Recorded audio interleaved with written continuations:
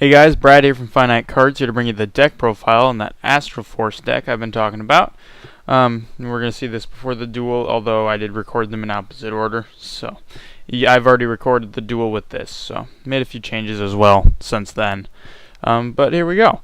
So basically the focus of the deck is to obviously use Rank-Up-Magic Astral Force in order to summon powerful Xyz monsters from my lower rank Xyz monsters.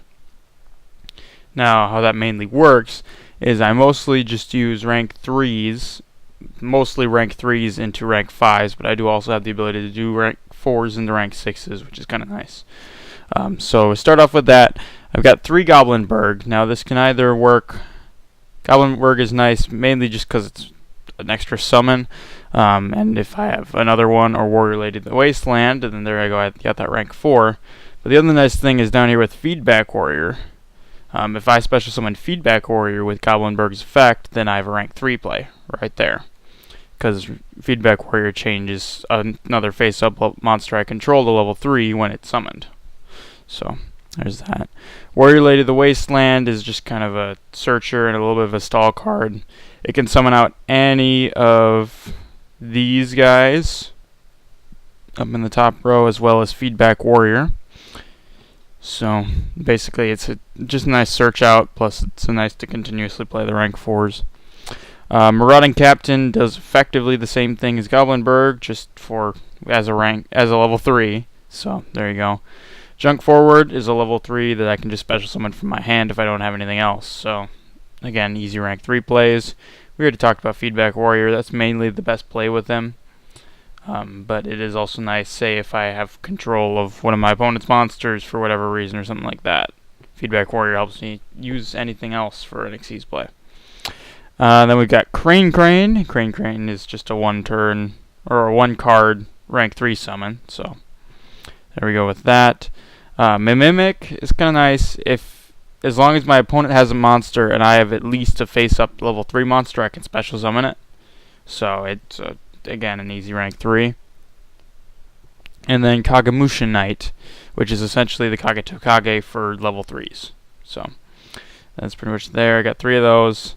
Honestly, I should probably have 3 Cranes rather than 3 of this guy, but we're just gonna kind of roll with that. That's one change you may want to do if you want to use something based off this deck. For spells, we have Reinforcement of the Army, fairly obviously because of how many warriors I have in the main deck. 3 Astral Force. I'll take a moment here just to remind you guys of what Astral Force does. You target the highest rank Xyz monster you control, and you rank it up 2 levels to something that's the same type and attribute as it. So that's pretty much it. And the nice thing is that instead of doing your draw phase, when it's in the graveyard, you can add it back to your hand instead of doing your normal draw. So if you're set up, then you can use that just to have an instant powerhouse Xyz monster. And then we got Dark Hole, a couple Mystical Space Typhoons, Book of Moon, and 2 Forbidden Lands. Those are at least standard in most of my decks. And then we've got Generation Force. Generation Force, I've been kind of toying with this because I've had both Xyz Shift and Xyz Reflect in this deck at any one time. But for now I just have it in to grab my Xyz Reborns, which are incredibly handy. So basically, as long as I have an Xyz monster out, I can add any Xyz card from my deck to my hand. So it lets me basically have a backup Xyz Reborn. Like I said, I've had more Xyz cards in here prior to this, so with just Xyz Reborn, it's kind of iffy of whether it's a good card to have or not. But I'm sticking with it for now. Xyz Reborn, this card is mainly in here, and the main reason I run 3 is because due to the number of possibilities of this extra deck, I don't have very much room to run extras. So Xyz Reborn gives me the ability to revive something that it's used up, because like all of my rank 3s, I just have 1 of those. So if I lose it, then I can't rank up with it. So I keep Xyz Reborn ready to revive them. So I can Astral Force. Plus, I mean, once I get out one of these rank 5s, or even the rank 6s, or even Felgrand, I can use it to just reuse them. Because say I get Vampire Bram out, then if it dies, I can still revive it with Xyz Reborn. and get its get its effect off, which is an incredibly powerful effect.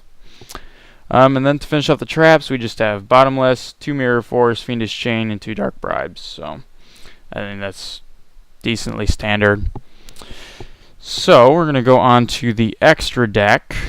Now, obviously, this is a deck that's very much personal preference in the extra deck. The main focus is the main deck and its ability to summon rank 3s and sometimes rank 4s fairly quickly, so you can use whatever you want in terms of playing your Xyz monsters.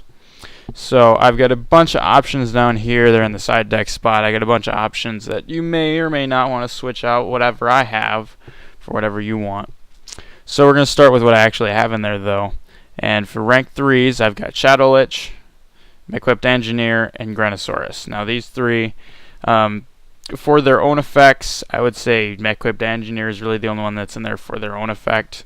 Shadow Lich does have a nice protection effect in that it can be a 2300 attack monster, and as long as you control that token that it has, it can't be destroyed by battle.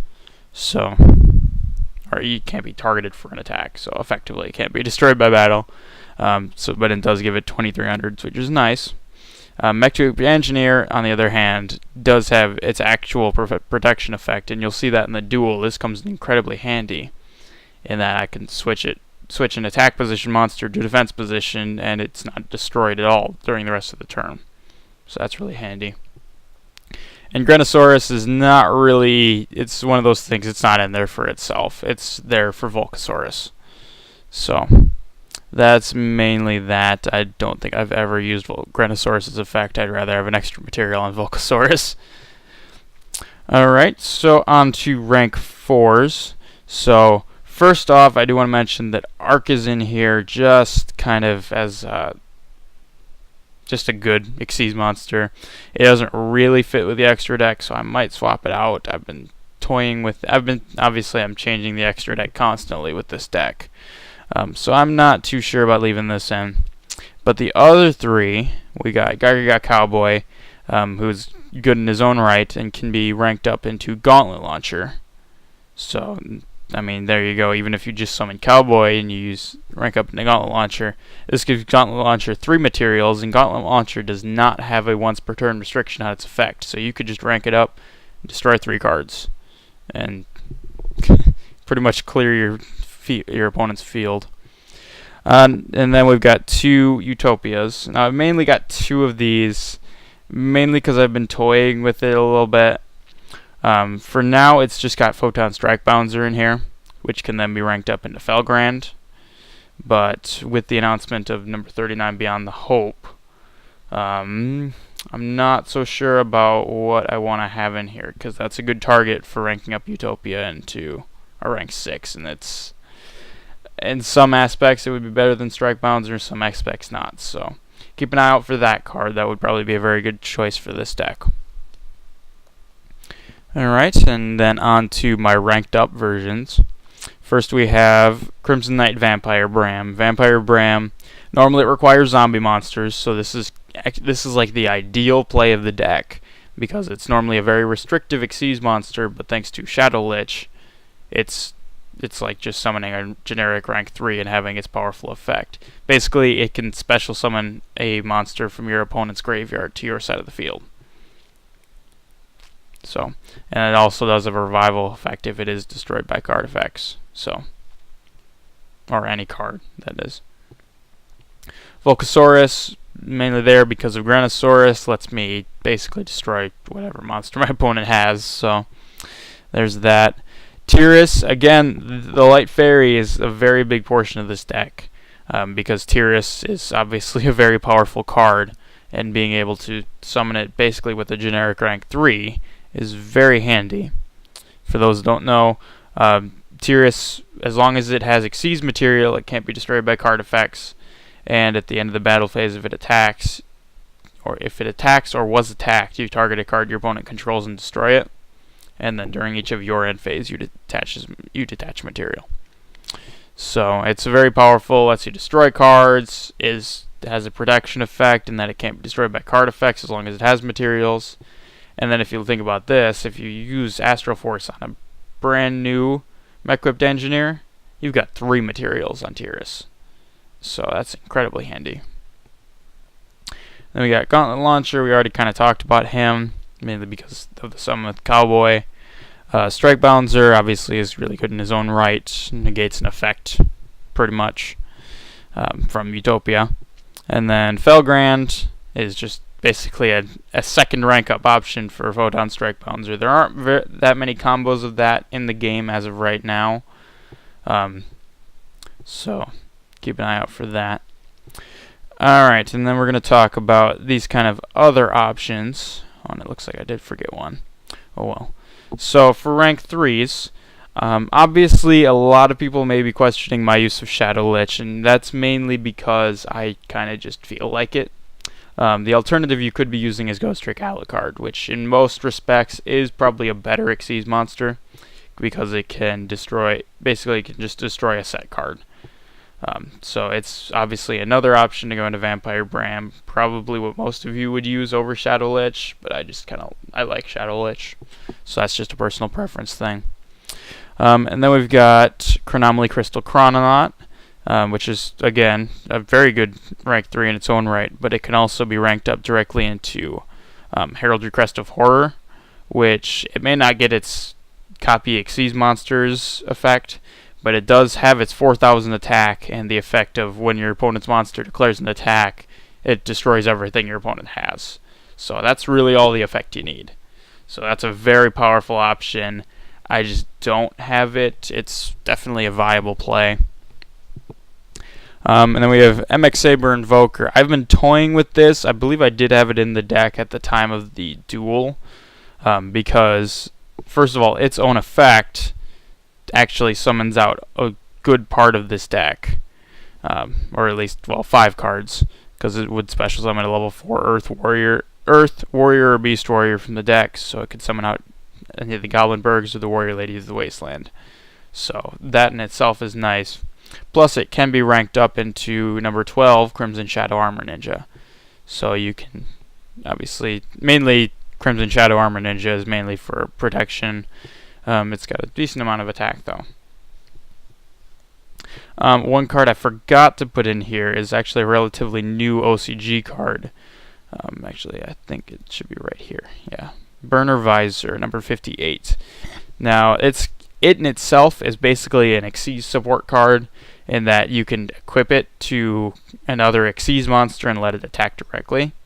But the nice thing is it is a generic, only takes 2 level 4s, but it can be ranked up into Hazy Flame Basilatrice, which obviously gets very powerful effects depending on how many materials it has. So even with this, you could get the 3 materials, and that gives it 200 attack for every material. And you still have the effect of detaching material to banish one of your opponent's monsters or something in their graveyard. So there you go for that. I do also have number C102, Star Fallen Seraph, Noble Archfiend, work in progress name. We'll find out what that is fairly soon here.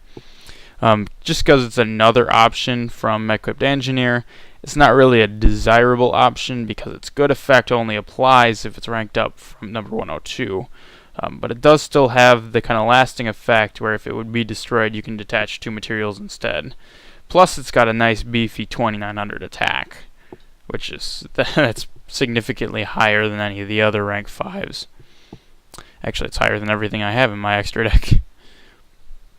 And then finally, we have an alternative to Gauntlet Launcher, which is probably kind of iffy and probably not something you're going to play, but it honestly might serve a very good purpose in the side deck. Swordbreaker, because it's a rank 6 Earth Warrior. So once per turn, you can detach material to declare a monster type, and it gains the following effect. At the start of the damage step, if it battles a monster of that type, that monster is destroyed. So it may be a good side deck if you find you're facing a deck that uses a lot of singularly typed monsters. You can pull in Swordbreaker over Gauntlet Launcher, or swap out, say, a Vampire Bram for it. And there you go, you have a counter to their deck. So now, obviously, there's going to be a lot of other Xyz options in this deck where you can pick and choose what you want, and this deck will obviously gain significantly more options as time goes on.